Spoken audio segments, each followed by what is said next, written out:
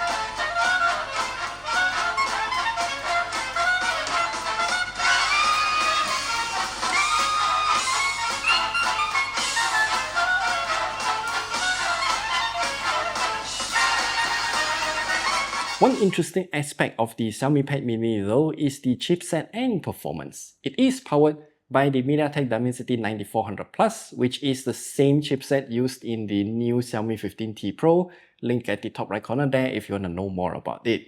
You see, this tablet is really amazing for games. The MediaTek Dimensity 9400 Plus can handle Genshin Impact at the highest graphical settings with zero issues at all, but most modern devices with flagship chipsets can do this anyway.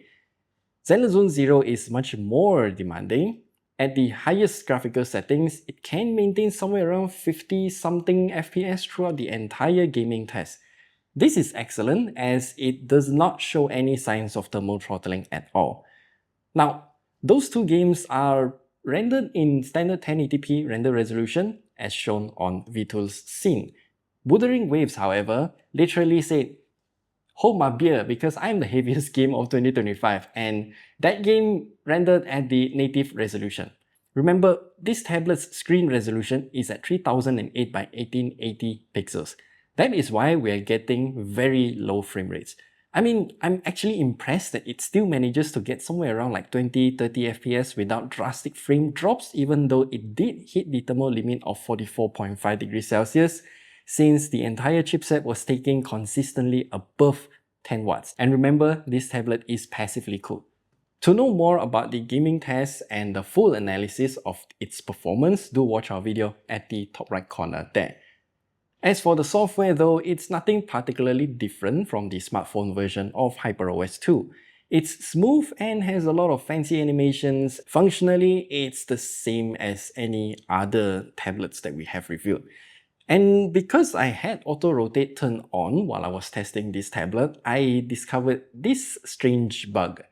Yeah, it's annoying, but it's not a big deal. I personally will use this tablet in portrait mode most of the time except for watching videos anyway. I do wish that Xiaomi has some sort of automation feature to do the auto rotation for us, but alas, they don't. Another thing that just irks me is the unlock methods, actually the lack of unlock methods.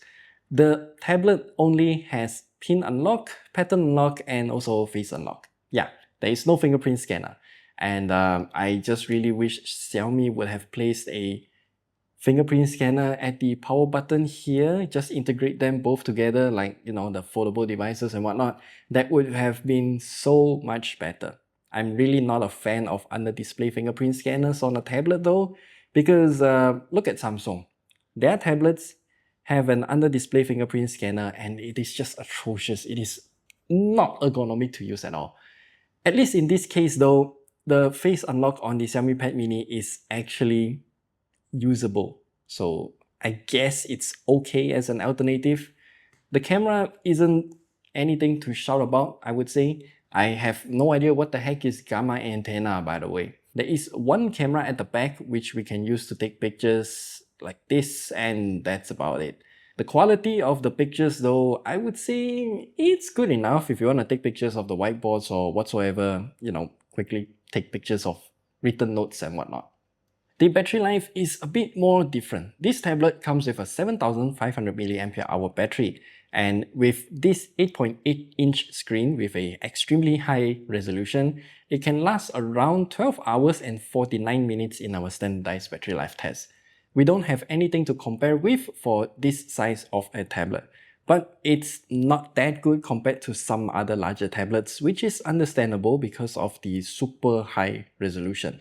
As for the charging speed, this is where things get interesting, I would say. We do have a 67-watt charger in the box, but there are two USB-C ports on this tablet. Why does this tablet have two USB-C ports? I have no idea. I think it's weird that they design it this way because this tablet doesn't have bypass charging anyway. Well, we do have something called slow charging, which literally just lowers down the wattage. Not the same as bypass charging, so even if when we are playing game and charging at the same time, I will still use the bottom port anyway. I just don't see myself using the side port unless I'm in a tight space like in a plane or whatever. But then I will have to invert the tablet instead. It's kind of weird, but it works. Anyway, it doesn't matter if you charge the tablet with the bottom port or the side port. Both of them will result in more or less the same charging speed within margin of error, of course. Both will take around 50-ish minutes to charge it completely. Using our USB PD PPS charger though, the Xiaomi Pad Mini can only take in like 27 watts at its peak and takes around 70 minutes to charge completely for both the bottom and the side port. Once again, it doesn't matter which port you use to charge this tablet because both of them will result in the same charging time.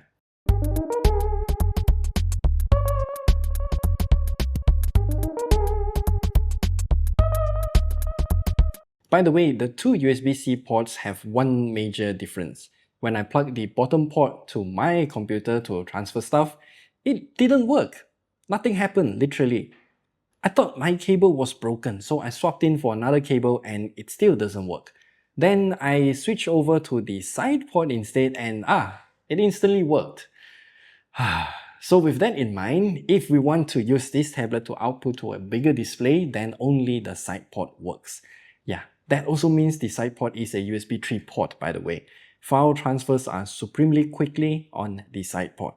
There is also no microSD card slot or anything like that on this mini tablet here, but it does support the stylus as well. Yeah, so you can snap the stylus at the side here as well.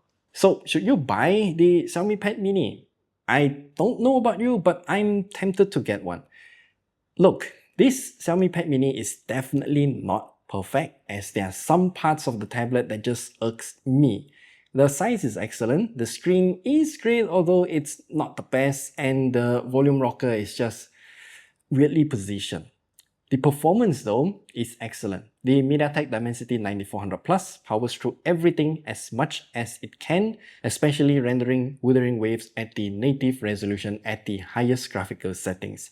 Even then, while it is thermal throttling at 44.5 degrees Celsius, it still powers through at around 30 FPS, and that is magnificent. At the time of this recording, I still don't know what's the price of the Xiaomi Pad Mini. I'll leave all of the information on the screen here for you to see when we have it, and that will be the tipping point of whether or not this tablet is good. I'll leave all of the conclusions and my final thoughts down in the description or the comment section below, and we'll see you guys in the next video.